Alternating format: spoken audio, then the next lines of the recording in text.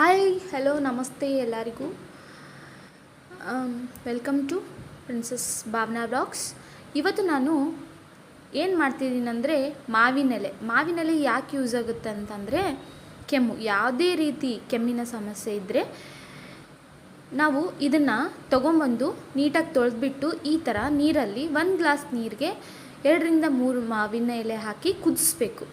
ಚೆನ್ನಾಗಿ ಕುದಿಸ್ಬೇಕು. 1 ಗ್ಲಾಸ್ ನೀರು ಇದ್ದರೆ ಅರ್ಧ ಗ್ಲಾಸ್ ನೀರು ಆಗುವಷ್ಟು ಕುದಿಸ್ಬೇಕು. ನಾನಿಲ್ಲಿ 2 ಗ್ಲಾಸ್ ಇಟ್ಟಿದ್ದೀನಿ. 1 ಗ್ಲಾಸ್ ಆಗೋವರೆಗೂ ಕುದಿಸಿದ್ದೀನಿ.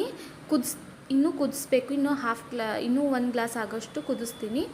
ಕುದಿಸಿ ಕುಡಿಯೋದ್ರಿಂದ ಬೆಳಗ್ಗೆ ಎದ್ದು ಬ್ರಷ್ ಮಾಡಿದ ತಕ್ಷಣ ಕುಡಿಯೋದ್ರಿಂದ ದೂರ ಯಾವುದೇ ಥರ ಕೆಮ್ಮಿನ ಸಮಸ್ಯೆ ಇದ್ದಲ್ಲಿ ಎಲ್ಲರಿಗೂ ಹೆಲ್ಪ್ಫುಲ್ ಆಗೋ ಥರ ಶೇರ್ ಮಾಡಿ. ವಿಡಿಯೋ ಇಷ್ಟ ಆದರೆ ಲೈಕ್ ಮಾಡಿ. ನಮ್ಮ